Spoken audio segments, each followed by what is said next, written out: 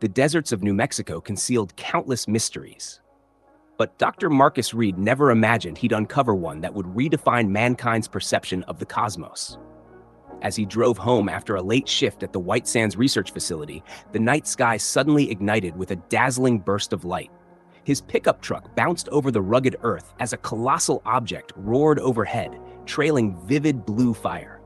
The impact hit like a seismic wave, shaking the ground and launching a cloud of dust and debris skyward.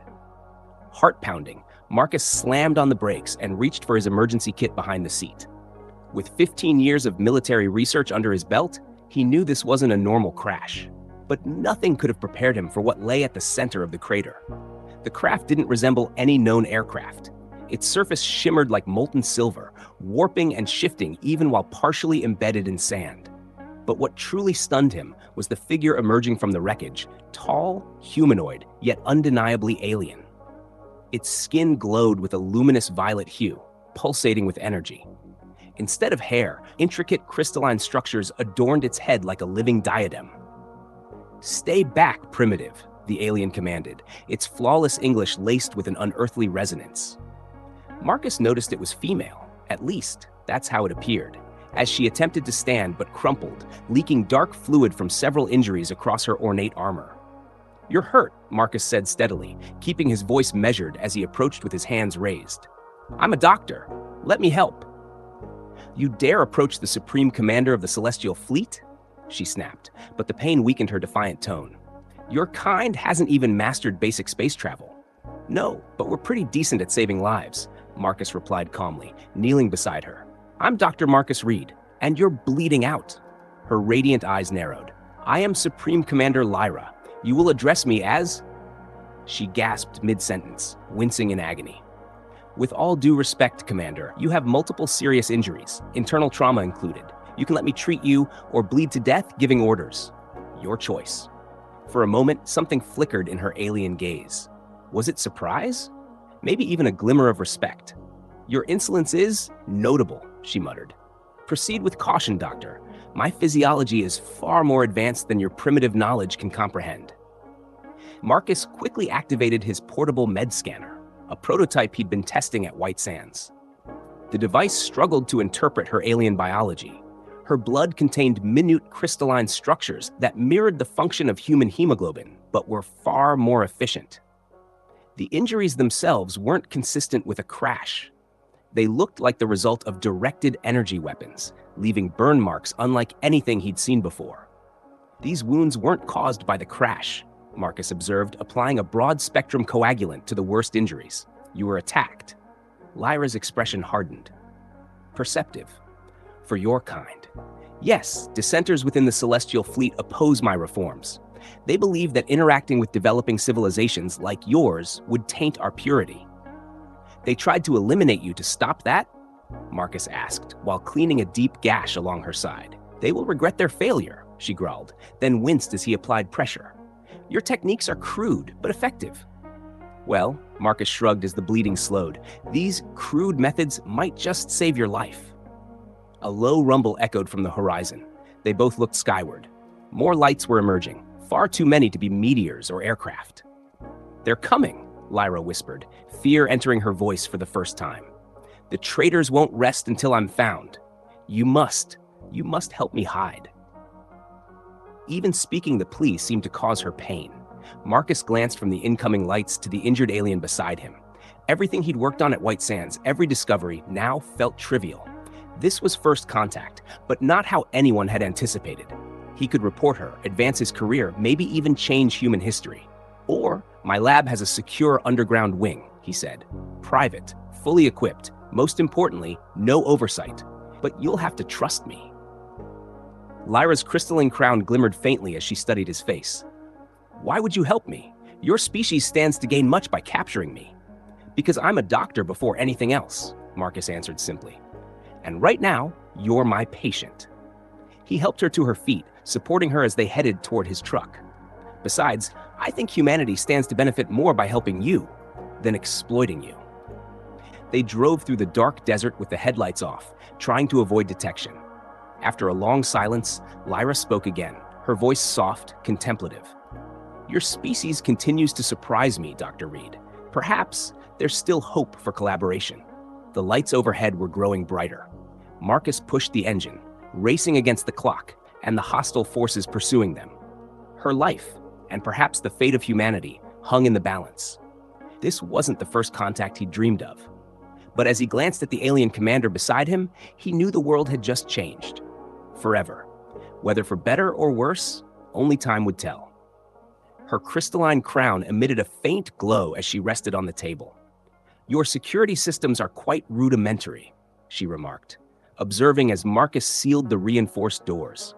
"They won't withstand the power of celestial fleet technology."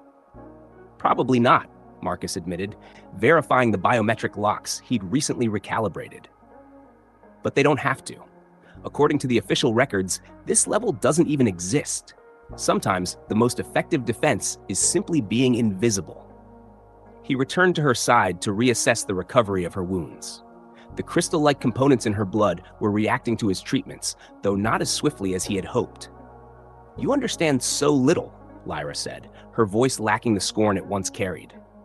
"The rebels possess quantum-level tracking capabilities. They can." She abruptly stopped, her body tightening in pain. Marcus swiftly adjusted the makeshift IV system he had crafted. "Your physiology is extraordinary. These crystalline elements in your blood, they're not just for oxygen transport, are they? They seem to act as some sort of energy conduit." Lyra's glowing eyes widened slightly. "You detected that? Perhaps I misjudged your scientific competence," she said, shifting and grimacing. "They are called soul shards. They conduct our life energy, our link to the universal forces that empower both our technology and our weaponry. And those weapons that hit you, they were designed to interfere with that energy flow," Marcus deduced, scanning her vitals. "That's why your body's not healing properly." Before she could respond, a low rumble echoed through the underground lab. Dust rained from above as both of them paused, listening. Marcus hurried over to the monitors connected to the facility's improvised security grid. "3 unidentified ships have entered the atmosphere," he reported, watching the heat signatures on the screen. "They're conducting a search grid over the site." "They've found me," Lyra muttered, attempting to sit up. Marcus gently guided her back. "You don't understand. Once they confirm I'm here, they'll annihilate this entire facility. Everyone will die. Then we need to relocate you." Marcus replied, already gathering critical gear. "I've got a secluded backup location, a cabin deep in the mountains, completely off the grid, but you're not strong enough to travel." "I am Supreme Commander of the Celestial Fleet," she declared, pushing herself upright despite the clear agony on her face. "I will not cower like a wounded beast while my people ravage your world searching for me." Marcus caught her as she stumbled, noting how her once vibrant purple skin had dulled to a troubling gray. "With all due respect, Supreme Commander," he said firmly, "right now you're under my care, and I won't let you die out of pure stubbornness." Their eyes locked, and for a brief moment, Marcus feared she might retaliate. Instead, she laughed, a haunting, melodic sound like wind chimes in a storm. "You never cease to intrigue me, Dr. Reed. Few among any species would dare speak to me like that." "Maybe that's part of the problem," Marcus muttered as he helped her toward the emergency exit. "Too many people saying yes, not enough telling the truth." Another detonation rocked the facility, closer this time. As they navigated the hidden tunnel network, Lyra's voice grew quiet. "The traitors seek more than my demise. They dread progress. They believe contact with civilizations like yours could alter everything we know." "And what do you believe?" Marcus asked, supporting her as they emerged into the chilly desert night. "I believed your species was crude, static, without growth," she confessed. "But in less than a single planetary cycle, you've shown more adaptability, creativity, and integrity than many of my own." Her crown flickered faintly, perhaps what they truly fear. They arrived at Marcus's old but durable SUV, retrofitted for rugged terrain. As he helped her into the front seat, movement caught his attention. A military patrol was closing in on the facility's main entrance, weapons at the ready. "Your military has detected the ships," Lyra noted. "They'll uncover everything soon." "Then we'd better be gone before they do," Marcus said, starting the engine with the headlights off as they disappeared into the shadows. "How are you holding up?" he asked. The disruption to my soul shards is worsening, she admitted, her usual commanding voice now fragile. Without access to fleet-grade medical care, my survival is uncertain. Then we'll have to improvise, Marcus replied, his thoughts racing. Your healing tech runs on energy. Maybe we can mimic it using Earth-based tools. Different process, same idea. You would attempt to duplicate our most advanced medical science using primitive means? She asked, but the curiosity in her voice now outweighed the judgment. Supreme Commander, humanity's greatest strength isn't our machines, Marcus said as they ascended the winding mountain path. It's our ability to evolve, find answers where none seem to exist. I'm not letting you die. The first light of dawn spread across the horizon as they reached the cabin. Helping her inside, Marcus caught her gazing at him with an unreadable expression. You've risked everything, your position, your safety, even your planet's security, to protect an alien who has shown you nothing but disdain, she said quietly. Why? As Marcus began setting up his emergency medbay, he considered how to answer. You have to be careful, Marcus said, choosing his words deliberately, because sometimes the right choice and the smart choice aren't the same. He met her radiant, glowing eyes. And sometimes, he added, the greatest breakthroughs happen when you take chances that everyone else believes are insane. Above them, alien ships continued scanning the area in wide sweeps. On the ground, human military units were on the move. 2 entire civilizations were on the brink of conflict, and the only ones who might be able to stop the impending catastrophe were a human doctor and an alien leader, both now considered traitors by their own kind. The next few hours wouldn't just determine their own survival, it might shape the future of interspecies relations. And time was running short. As the first light of dawn cast a soft golden hue over the cabin in the mountains, Marcus worked relentlessly in what had once been a cozy living room, now transformed into a makeshift lab. Around Lyra's bed, wires, monitors, and salvaged alien tech formed a tangled web of experimental medical equipment. Though her condition had stabilized, her complexion remained troublingly pale, her once vibrant skin now dulled to a muted gray. The energy transfer is active, Marcus said, analyzing the data from a machine he'd assembled using parts from a nearby clinic and scraps from Lyra's crashed vessel. But it's insufficient. Your soul shards need more than just electrical input. It's the resonance, Lyra murmured, her shimmering crown pulsing faintly. Our regeneration chambers emit specific energy frequencies. She paused, watching Marcus leap into action. Of course, he muttered, adjusting the controls.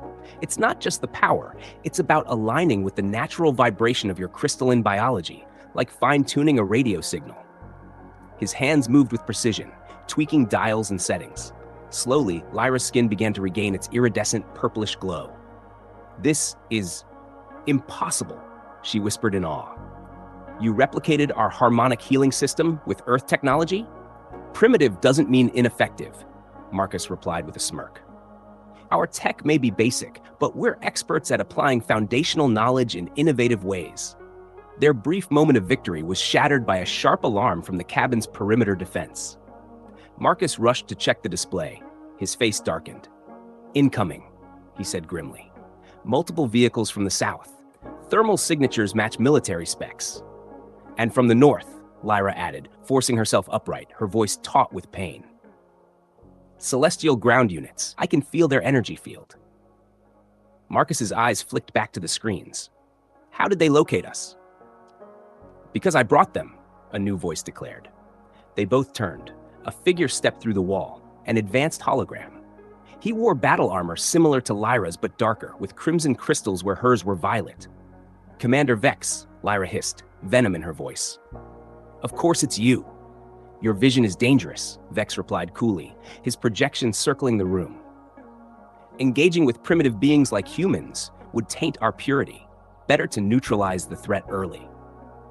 The only danger is our fear of evolving, Lyra shot back. Look at what this man has accomplished in mere hours. He recreated our technology with nothing but scraps. They have untapped potential. Which is precisely why they must be destroyed, or contained, Vex said coldly. Your military leaders were quite eager to bargain. In return for your capture, we offered weapons, power, influence. They were more than willing to make a deal. Marcus felt a chill run through him. You collaborated with our own government? Some of your leaders understand the natural order, Vex said, turning toward him. The strong dominate, the weak obey. Once you're in custody, your forces will help us establish a foothold on this planet. Your people and resources will serve the Celestial Empire. They're being deceived, Lyra said urgently. Vex's faction won't honor any deal. Once they take control, they'll drain Earth of its resources and exterminate the human race. Marcus's mind raced. Outside, he could hear the rumble of vehicles from both sides. The monitors confirmed it. Armed units, both human and alien, were converging. They were trapped. But then he noticed something, an unusual reading from Lyra's soul shards. The resonance wasn't just sustaining her, it was amplifying. A plan began to form. You were right about one thing, Vex, Marcus said calmly, edging toward the control panel. Humans are adaptable, and when properly inspired. Before Vex could react, Marcus slammed his palm onto the console, cranking the resonance generator to full output. The effect was instant and intense. Vex's hologram flickered violently before disintegrating in a burst of static. Every alien artifact in the cabin pulsed with unstable energy. Technology within range began to malfunction, overloading circuits as energy surged uncontrollably. Outside, the approaching Celestial Fleet soldiers faltered, their advanced gear and weaponry failing under the interference. "What are you doing?" Lyra exclaimed, her crown glowing with a sudden surge of vitality. "Your soul shards are tuned to precise energy signatures," Marcus explained, struggling to maintain control over the device, which now emitted vast quantities of amplified power. "I realized their tech probably relies on the same basic mechanics.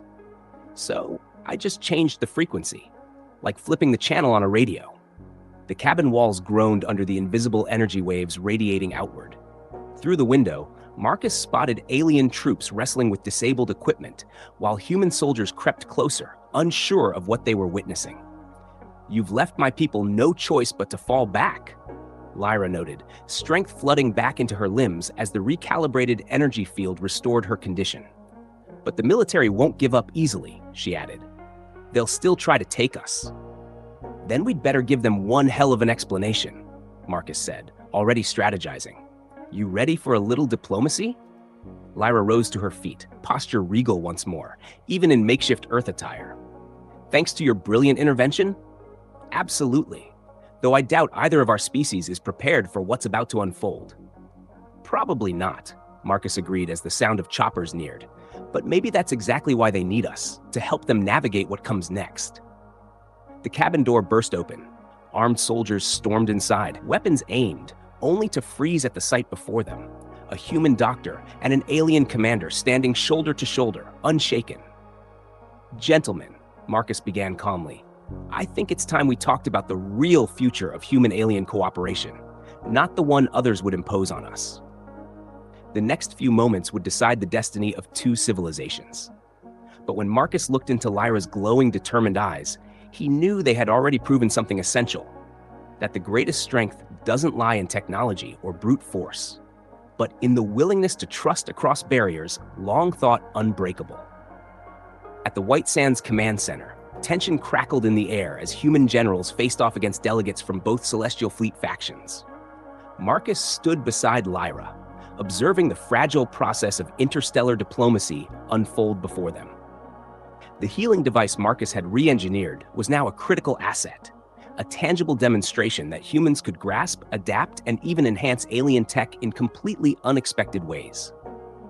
"Your offer is without precedent," General Harris remarked, eyeing the detailed holographic interface Lyra had summoned. "Open exchange of scientific advancements between our species? Many will see this as a threat." "A greater danger lies in remaining divided," Lyra countered, her crystalline crown shimmering with renewed brilliance. "As Dr. Reed has proven, humanity is remarkably adaptable. You will evolve, with or without our help. The only question is whether that evolution leads to collaboration or conflict." Commander Vex, now physically present under heavy guard, scoffed. "You would compromise our technological purity by sharing it with lesser beings." "Purity?" Marcus stepped forward, unable to contain himself. "Your so-called pure technology is grounded in crystalline energy manipulation. And we just showed that humans can decode and replicate that with our own tools. Maybe diverse perspectives aren't a flaw. Maybe they're exactly what both our worlds need to thrive. He activated his own projection, revealing the medical data from Lyra's recovery. Look at this. We merged human medical science with your energy tech and created something entirely new, something that could benefit both civilizations. A hush fell over the room as everyone absorbed the implications. Humans and aliens analyzed the information. General Harris exchanged looks with his peers. Are you suggesting some kind of collaborative research project? More than that, Lyra responded, stepping forward to stand side by side with Marcus. A genuine partnership, your people's ingenuity and flexibility combined with our sophisticated technology. Together, we could accomplish feats neither civilization could achieve alone. The Council will never approve this, Vex warned. Our laws prohibit such extensive cooperation with developing worlds. Lyra reminded him firmly. The Council answers to me. My near-death experience at the hands of traditionalists like you has demonstrated that both our civilizations must evolve. She turned to the human leaders. Your people took me in when I was injured, showed me compassion when I only offered disdain, and discovered solutions where my own people saw obstacles. These are not the actions of primitives. These are the actions of a species prepared to join the galactic community. General Harris scrutinized them both for a moment. And if we decline? If we decide to keep this incident classified and continue advancing on our own? Marcus responded. Then you'll be right back where you started, with different alien factions battling over Earth while humanity scrambles to catch up.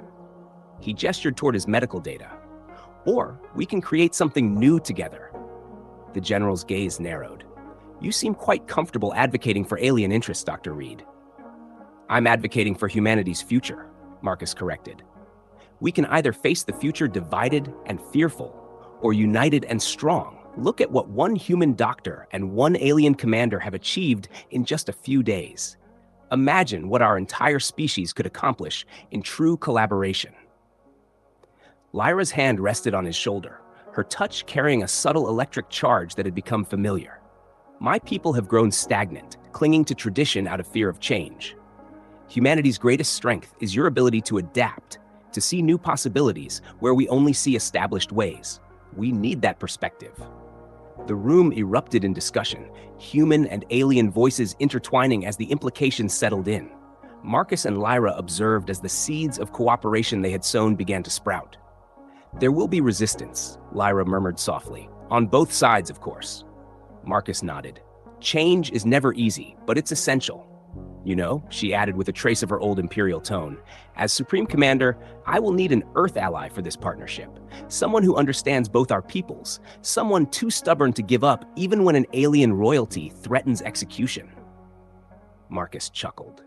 Careful, Commander. Someone might think you're starting to like us. Primitives, perhaps, she admitted, watching as human and alien officials cautiously began negotiating the terms of their new alliance. We all have something to learn about judging too quickly. Hours later, as the New Mexico sun dipped below the horizon over a transformed world, Marcus stood alongside Lyra outside the facility. Her ship, recovered and repaired, gleamed sleekly in the fading light, ready to make history. He asked, Your crystalline crown shines with renewed vigor. Thanks to you, Doctor, I believe both our peoples are prepared for what lies ahead. She paused, then smiled slightly. Though I still maintain your medical methods are barbaric, but effective. He grinned. Indeed. She turned fully toward him. There's an old saying among my people, the strongest crystals form under pressure. I never truly understood that until now. Above them, stars began to twinkle in the darkening sky, no longer distant mysteries, but gateways to a shared future. Humanity's first steps into the wider cosmos had arrived not through conquest or conflict, but through cooperation, innovation, and the simple act of one doctor choosing to help another, regardless of origin. The real journey was only beginning, but as Marcus watched Lyra's ship prepare for departure, not to leave, but to lay the groundwork for Earth's first joint human-alien research center, he knew they had already proven something crucial. Sometimes, the greatest breakthroughs come not from advancing technology, but from deepening understanding between those once deemed too different to collaborate. And perhaps that was the most profoundly human discovery of all.